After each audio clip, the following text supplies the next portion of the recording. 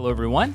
It's good to be back. You can see we got a full-length episode finally, continuing in 1 Corinthians 11. You can see our setup's back to a little bit normal, and I feel really good to just kind of, get my feet under me and continuing on. If you've kind of been following along, we've had a little bit of a break, kind of been checking in and giving a short, exhortation to you all. But I just want to, again, from the bottom of my heart, say thank you all for the way you've reached out and covered me with love and care and support, and it's really energized me to keep going on this project. We are in 1 Corinthians chapter 11 today, and got a lot of material, so we're going to dive into that and get going there here in 1 Corinthians chapter 11, verses 7 through 9. Before we dive into that, I want to remind all of you that this is done in partnership with the Mended Collective, but that this represents my views, not necessarily that organization or the fellows and brothers and sisters on that team there. Moreover, that this is all one big unit of thought. So hopefully at the end, my intention is to have a big summary episode and to go through and kind of give one cohesive thought, but we'll defend things, and I can't say everything every single time. Also, we're going to hold up application questions kind of until we get to the very end and work through all of those together. I think that's all the disclaimers, a little bit out of the habit, but if you need more disclaimers, go back and listen to the other episodes, and we'll dive in, be respectful of your time. 1 Corinthians 11, verses 7 to 9.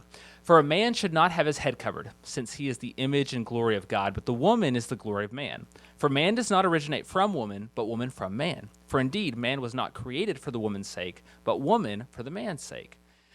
If you've been with us, you know we're in this section on head coverings, and Paul began with the overarching idea of the whole section back in verse number 3. Christ is the head, which means the authority over, he's the head of every man, which we take to mean every male, at least every male in Christ. The singular man has authority over a singular woman, which we take to be a reference to the marriage relationship. And finally, God is the head, that is, has authority over Christ, which shows that authority and relationship need not imply inferiority. To this, Paul turns to an application of the headship principle as it pertains to the way men and women dress and carry themselves when doing religious activities. We saw that this need not apply specifically to the corporate gathering, the assembly context, but some parts of it certainly would. Romans and Jews had customs of men and women wearing head coverings, which you might think of kind of as a hood on a jacket, kind of Jedi robe type thing. They would pull it over their heads, shawl, the looseness of fabric, that sort of thing. Paul says that if a man, does wear one of these when praying or prophesying, he's dishonoring his head, which refers to Christ. And if a woman refuses to do this, she's dishonoring her head, which is her husband. Paul says a woman who does dishonor her husband in this way should be shaved, but if that's dishonorable, she should cover her head. And I take this to be an argument which shows their hypocrisy. Corinthian women would know that the way they present their physical heads communicates something, and Paul's calling out the duplicity, which you can check back in part 2 of the episode on 1 Corinthians 11, 4-6. Today, Paul is going to continue with the argument looking at the ordering of men and women in creation in our big idea, which is Adam was made first. Adam was made first. The questions that are going to guide us through the text and our supporting ideas are wives, women, or Eve. Number 2, aren't women in the image of God? And number 3, why does origination matter? Wives, women, or Eve, aren't women in the image of God, and why does origination matter? Wives, image, and origination. The last 2 texts have been Paul laying out this underlying principle of headship and stating the expectations around the use of head coverings for men and women, respectively. Today, he's going to give us more insight behind that command and help us understand specifically the headship principle that's going on. He begins with the word for, which expresses causation for what he said previously. He states that a man shouldn't have his head covered for or because he is the image and glory of God. However, women are the image and glory of man. Now, as we've talked about, this raises questions about whether Paul is talking about all men and women, just the relationship between husband and wives, or something different altogether, or some blend of them. I know we addressed this before, but I think this section and kind of the next section too are helpful to show us that Paul's really going back and forth. There's not a distinct word. In English we have man and husband, woman and wife. In Greek, you've just got one word, and you have to kind of imply from the context. And It's not always totally obvious, and you can go back and forth in something. You can just do that. It's part of the interpretive challenge of the text. And there's sometimes in this text I think it's really definitive, and others we have to try to argue from the greater context of the passage and the Bible what Paul's doing. When Paul says that man is not from woman, but woman from man, he's drawing on the creation narrative that, as our big idea says, Eve was created out of Adam's side, which he'll go on to explain.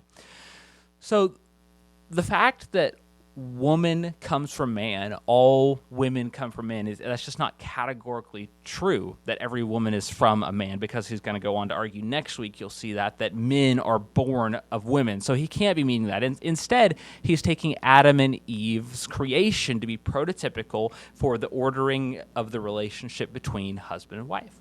That seems to be the thrust, but then it does seem that because you've got the first woman, they're not just the first husband and first wife, they're the first woman and the first man, that there's some sort of archetypical implications from that story to the sexes more generally. That is to say, Paul's using the words differently because that's just how language works. As I've been interpreting, the process is to find what's indisputable and clear, to borrow a phrase, to find a big idea, and then use that to shed light on things that are potentially ambiguous or could be debated. Okay, now I want to take a little more time on this second question, because we've kind of, the recurring one of is it wives, is it women, and how do we be consistent in our interpretation just prevails. We've mentioned that. I think we're going to mention it again as I kind of preview my notes for later sections. But this second question I really do want to spend some time on, because I think it's important, and that's, aren't women in the image of God? Because I think some of the naive readings that I've had in the past have the potential to be unspeakably damaging, and we need to parse it carefully. The question arises from the fact that Paul says men are the image of God, and then says, but, that is, however, or in contrast, on the other hand, woman is the glory of man. Something is being contrasted here. That's absolutely indisputable, and it has to do with this glory image word. One way to navigate the contrast is to say that what's being contrasted is that men are these things, they're the image and glory of God, but women are not. Instead of being the image and glory of God, they're the image and glory of man. And grammatically that appears valid, but it leaves us with the nagging question, do women not bear the image of God? Now, simply, if we go back to the Genesis 1:27 declaration, we read, God created man in his own image. In the image of God, he created him. Male and female, he created them. This is Hebrew poetry, which serves as a way to say the same thing in three different ways. It's saying that God made humanity in his image, and in particular, he made humanity male and female. And every resource that I can find that engages with the Hebrew in a reasonably serious way says this is a slam dunk, that it's equating male and female, men and women alike in the image of God, that they carry this divine calling and this divine vocation and this divine authority over creation, that a woman has just as much right to boss some oxen or a dog, or to plant and water and to do those sorts of things. They have every right to take authority over creation that a man does, and they bear the image of God and his likeness and the divine dignity that come from that. Okay, so that seems really indisputable if we just go to the text there in Genesis that he's citing and referencing here. So if that's not what Paul means, and he's contrasting that, what is he contrasting? And I would say that he's contrasting the special role that women, specifically wives, have towards their husbands. The reason for these stipulations around head coverings are that women also have the responsibility to bring glory to their husbands, whereas men don't have that specific charge to bring glory to their wives in the same way.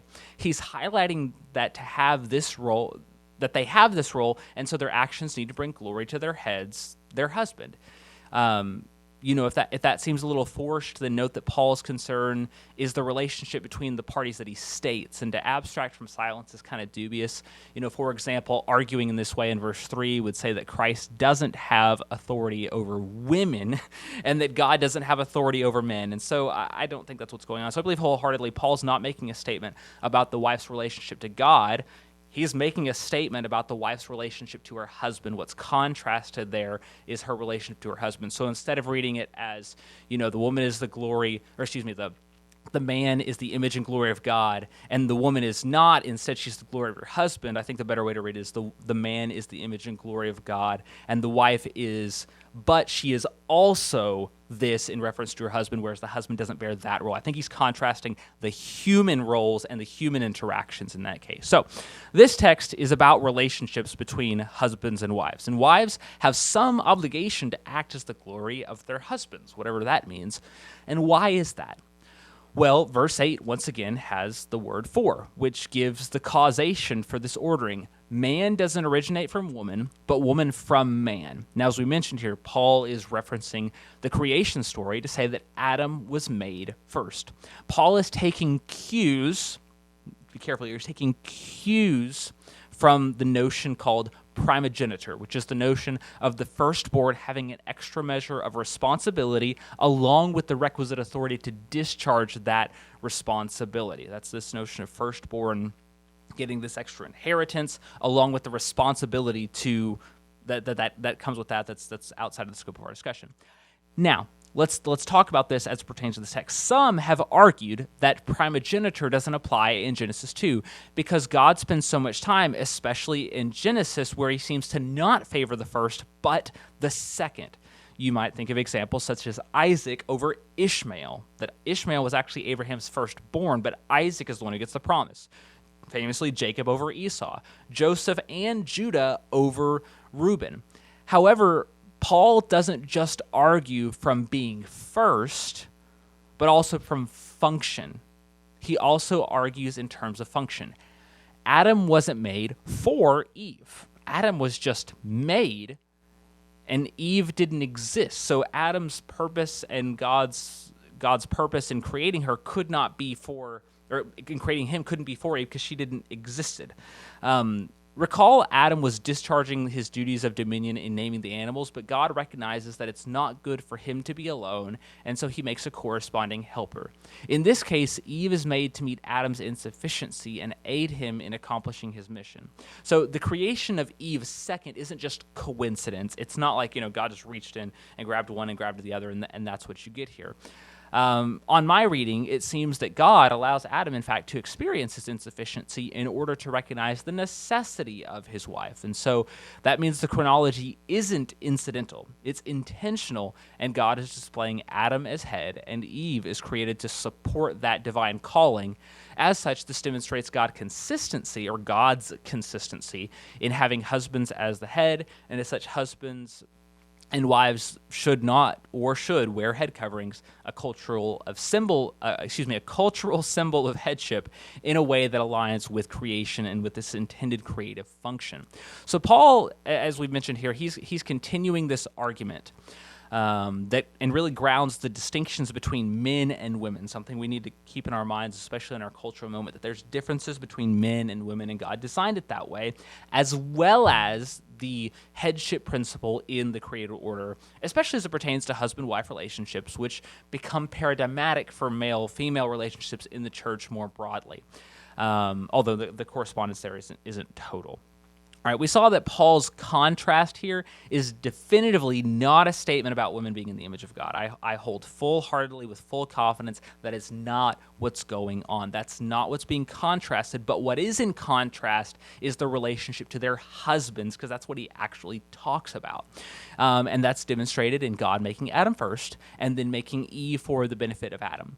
Paul uses this to further drive at the headship of husbands, and so men and women should accommodate the cultural symbol of what headship is in wearing head coverings. And so that's the context here for today. As we mentioned, we're going to be moving questions to the end, so that's where we're going to kind of land the plane for today. Thank you so much for joining us today here at 15 Minutes and a Big Idea. Today's big idea: Adam was made first.